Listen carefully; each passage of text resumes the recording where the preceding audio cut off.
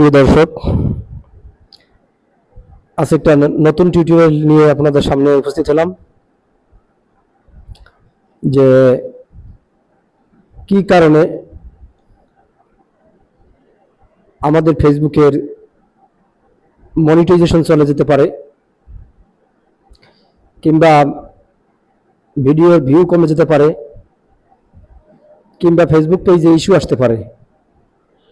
ফেসবুকের এই নতুন নিয়ম নিয়ে আজকে আমার এই টপিক। আশা করি আপনারা সবাই সঙ্গেই থাকুন।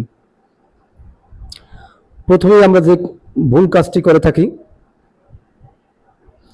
আমরা প্রত্যেকে ভিডিও আপলোড করি, কিন্তু ভিডিও আপলোড করার সময় বা করার পরে আমরা যে হ্যাশট্যাগ ব্যবহার করি তা অনেক সময় দেখা যায় আমাদের ভিডিও রিলেটেড হয় না।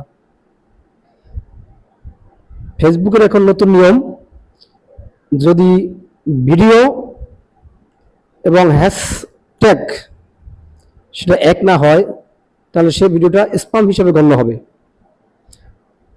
তার ভিডিওর রিচ কমে যাবে কিংবা আপনি মনিটাইজেশন পাবেন না, অথবা মনিটাইজেশন পেয়ে থাকলে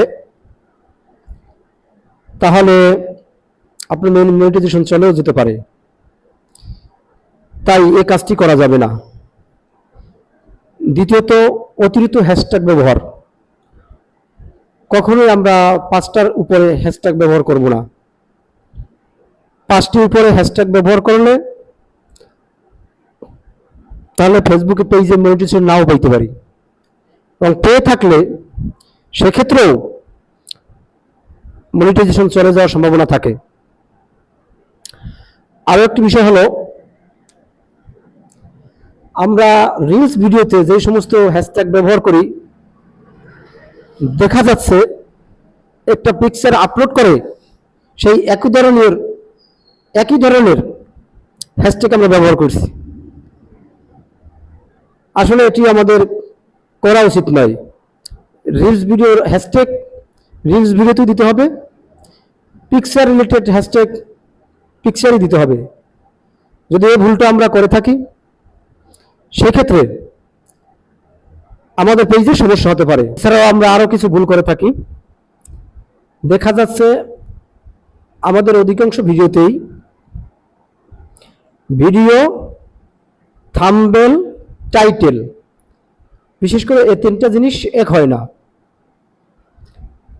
তাই আমরা যে ভিডিওটা আপলোড করব অবশ্যই সেই ভিডিওটার টাইটেল, থাম্বনেল এবং যে ভিডিওটা বিষয় নিয়ে ভিডিও করছি এবং সেই ভিডিওর সাথে এক থাকতে হবে।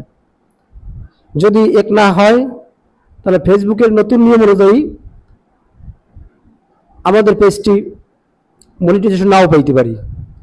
এমনকি যারা মনিটাইজেশন পাইছি তাদের মনিটাইজেশন রেস্ট্রিক্ট হওয়ার সম্ভাবনা থাকবে। আরো একটি গুরুত্বপূর্ণ বিষয়, আমরা অনেকের ভিডিও, ফটো ইত্যাদিতে কমেন্ট করে থাকি। দেখা যায় পিকচারটা আপলোড হয়েছে এক রিলেটেড, কিন্তু আমরা কমেন্ট করি অন্য। আবার ভিডিওটা একটা সম্পর্কিত ভিডিও কিন্তু আমরা সে ভিডিওতে কমেন্ট করি অন্য।